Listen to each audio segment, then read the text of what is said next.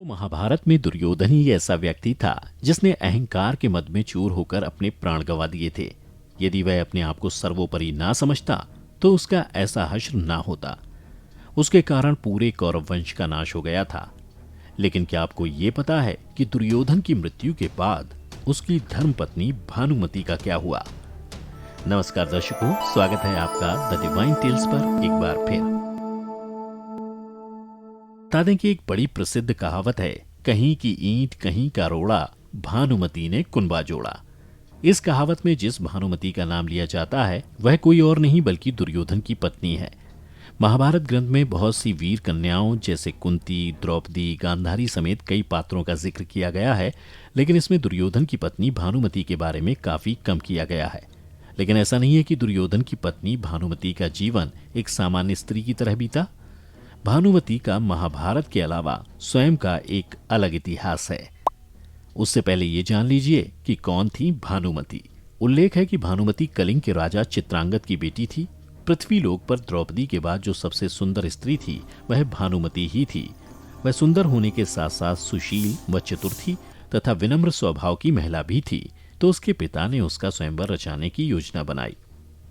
बता दें कि भानुमति कुंती पुत्र अर्जुन से विवाह करना चाहती थी। स्वयंवर में सभी क्षत्रियों को निमंत्रण भेजा गया। वहीं दुर्योधन भी अपने मित्र कर्ण के साथ पहुंचा। मन में अर्जुन को अपना पति बनाने की इच्छा रखने वाली भानुमति उसकी प्रतीक्षा कर रही थी, लेकिन स्वयंवर में अर्जुन नहीं गए। वहीं पधारे गए क्षत्रियों में से भानुमति अपना वर चुनने को मजबूर थी।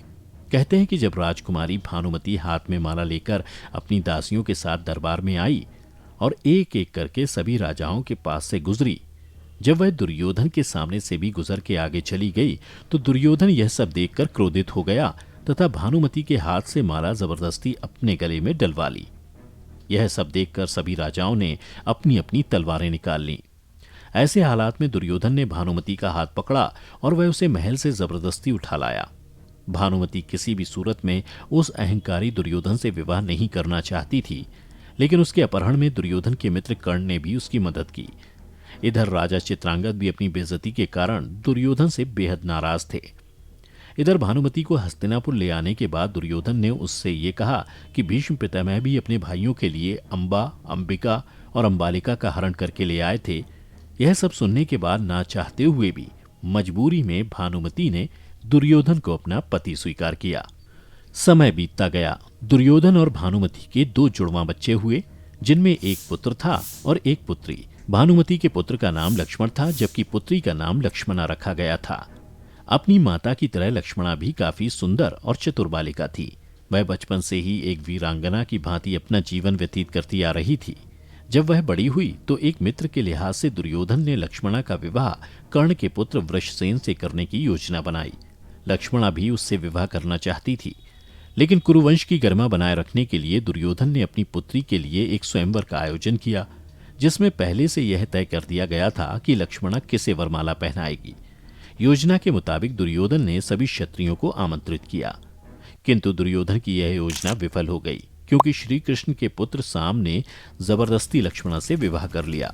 उसने लक्ष्मणा का अपहरण उसी तरह से कर लिया जिस तरह से दुर्योधन ने भानुमति का किया था, जिसके बाद क्रोध में आकर दुर्योधन ने साम को कारागृह में डाल दिया।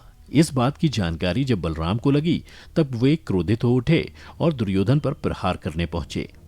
श्री बलराम का गुस्सा इतना ज्यादा था, यह देखकर दुर्योधन के मन में भय उत्पन्न हो गया। दुर्योधन अपनी कृष्ण भक्त पत्नी भानुमति के पास पहुंचा, क्योंकि इस गंभीर परेशानी से केवल वही दुर्योधन को बचा सकती थी। वहीं भानुमति ने बलराम से बातचीत की और पूरे विधि विधान से लक्ष्मणा की शादी साम के साथ संपन्न कराई। समय बीतता गया और महाभारत के प्रलयकारी युद्ध में भानुमति का पुत्र लक्ष्मण अर्जुन पुत्र अभिमन्यु से युद्ध करते हुए वीरगति को प्राप्त हो गया था। युद्ध के अंत में दुर्योधन भीम के हाथों मारा गया। जब युद्ध खत्म हो गया और सब कुछ धीरे धीरे सामान्य रूप से अपनाने लगे, तब भानुमति ने कुछ ऐसा किया कि वह इतिहास बन गया। दरअसल युद्ध अंत होने के बाद समाप्ति के कुछ समय बाद भानुमति ने अर्जुन से पुनर्विवाह की इच्छा जाहिर की। उस समय ऐसा नियम था कि विवाह करने से 2 पक्षों के बीच की लड़ाइयां समाप्त समझी जाती थीं। भानुमति ने यह फैसला इसलिए सुनाया क्योंकि वह सदा सदा के लिए कौरवों और पांडवों की वह लड़ाई का अंत करना चाहती थी जो भयंकर प्रलय लेकर आया था। उसके इस फैसले से पूरा परिवार एक बार फिर एक साथ आ गया था, जिसके बाद अर्जुन ने भी भानुमति का यह प्रस्ताव स्वीकार किया और उसे अपनी 8वीं पत्नी के रूप में अपनाया। कहा जाता है कि कौरवों और पांडवों के बीच की अद्भुत लड़ाई सिर्फ भानुमति ने ही दूर की थी। इसीलिए तभी से भानुमति पर यह कहावत बैठ गई कि कहीं की ईंट कहीं का रोड़ा, भानुमति ने कुनबा जोड़ा। इसके साथ ही बता दें कि भानुमति महाभारत की उन महिलाओं में भी शामिल हैं जो अपने अंदर कई रहस्य समेटे थे। उन चमत्कारी महिलाओं में दुर्योधन की पत्नी भानुमति का भी नाम आता है, क्योंकि वह युद्ध कला, शतरंज और कुश्ती में पारंगत थी। ऐसा कहा जाता है कि एक दिन कुश्ती में उसने दुर्योधन को भी पटकनी दे दी थी। ऐसा कहा जाता है कि भानुमति का कर्ण के साथ अच्छा संबंध था। दोनों एक दूसरे के साथ मित्र बनकर रहते थे। दोनों की मित्रता काफी प्रसिद्ध थी। तो मित्रों, आपने जाना कि दुर्योधन की मृत्यु के बाद उसकी पत्नी भानुमति का क्या हुआ। यदि आपको पहले से किसी बात की जानकारी थी तो हमें नीचे कमेंट करके जरूर बताएं। आज की इस वीडियो में बस इतना ही। हम उम्मीद करते हैं कि हमारी वीडियो के जरिए आपको कई सवालों के जवाब मिल गए होंगे।